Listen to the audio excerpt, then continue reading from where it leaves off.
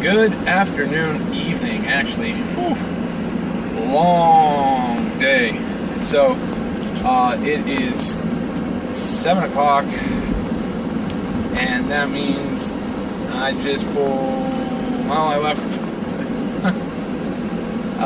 left home at 5:30, got to work at 6:30, drove all the way up to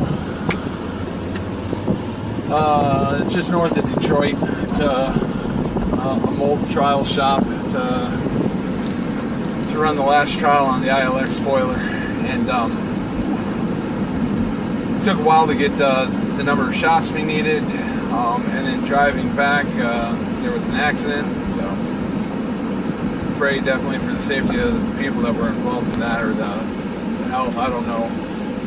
Looked like some type of trailer, like a dump trailer, a dump truck with a second dump trailer had tipped over or something like that. So that slowed us down some more. But yeah, it was 2 hours back to the shop, and then I got my hour drive home. I'm gonna be getting home at like 8 o'clock at night. It is a long day. Parts look good though. So hopefully we can weld them good, and yeah, so it's definitely evening.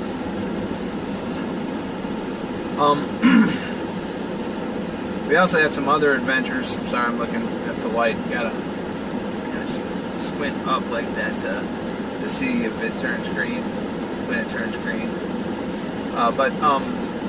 Yeah, had some other adventures because of the time crunch to make sure we get these parts out. We hand carried them back in a truck, and then they were just banded, so the top box was just a little bit above, like a pallet's height above the top of the back cab, so it was catching quite a bit of wind, and there were 3 bands holding this thing down to the pallet, because we had 5 boxes. Right, so we had these 5 boxes on a pallet, and because the pallet was in there, it was lifting it up just like that much above the height of the back of the cab, which should be fine. We thought the 3 bands would hold, but they must not have been tight enough or vibrated loose, because we started to lose the first box sliding out from underneath the bands. So we stopped and we pushed it back under, and tried to tighten the bands down a little bit, but it started getting loose again. So then we stopped and we pulled out some ratchet straps and we cranked it down, and that actually made the problem worse, because we kind of crushed the box just a little bit, and it caused it to lift up, and so it caught even more wind, and so we had to stop a third time and put a second ratchet strap on it, but we got it back. It just took a while, so that was fun.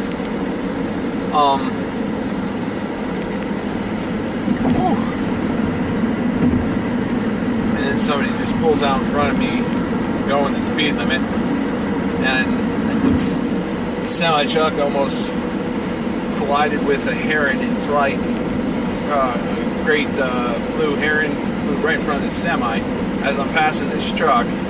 This truck was going the speed limit, and I was going 5 over, but when he came off the on-ramp, got right in front of me and was slowing me down. So you have all these issues.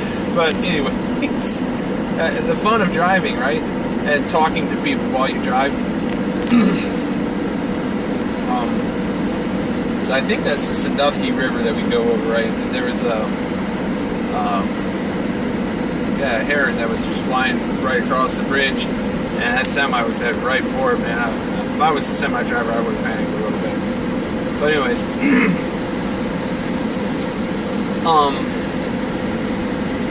Oh yeah, this week, day 4.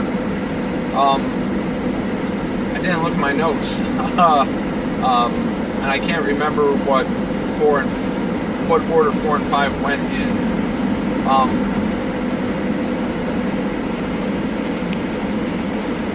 And I think we'll go with being a quality engineer makes the toil less for the next person in line.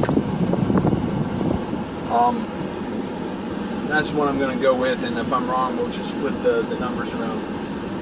But that's number 4.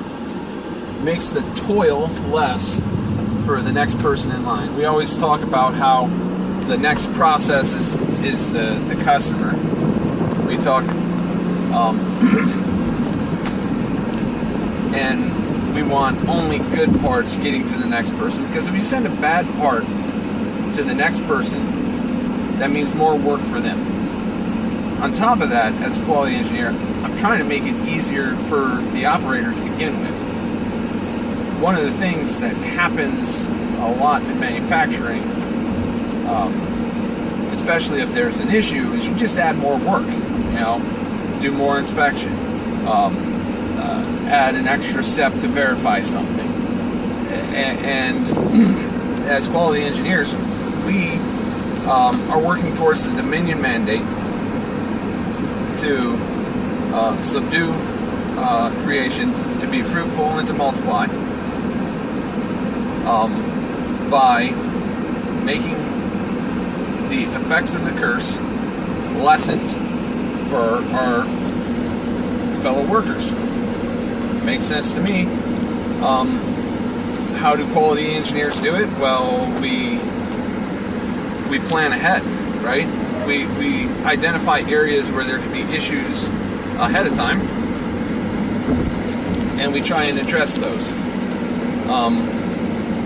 That way we're making good product all the time, right? We do continuous improvement to speed up processes, not because we're just trying to make a lot of money, but because we're trying to make it easier and better and more efficient, more productive for the people doing the work.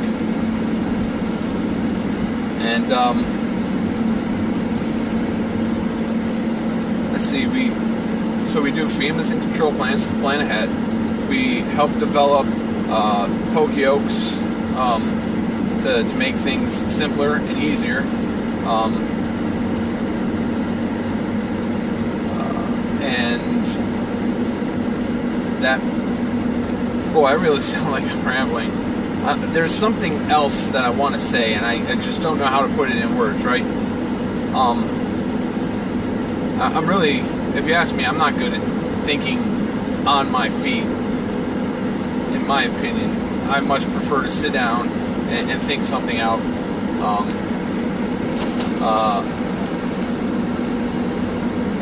For an hour or 2 or 3 or 4 to come up with exactly the right thing. It's not always the obvious thing, right? The matter of fact, a lot of times the obvious thing is the wrong thing. Maybe that's another podcast episode talking about that. But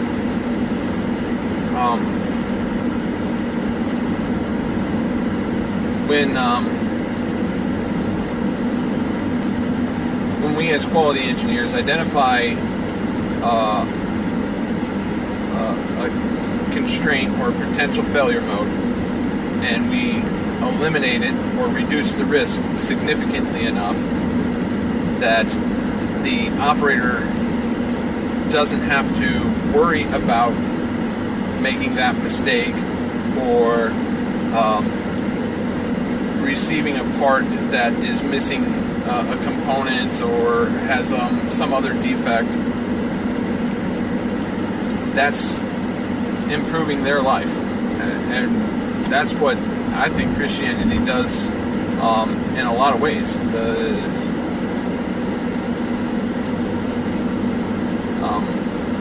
The improve people's lives.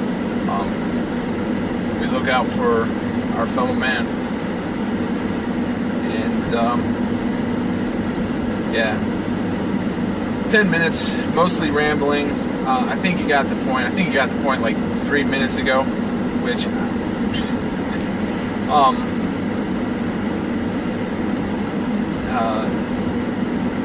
that's, I don't know. That's what I got. It's been a long day. But I'm trying to do these every day, like I said. So they, I don't know, whatever. But like, share, subscribe, and commit your work onto the Lord. Thanks.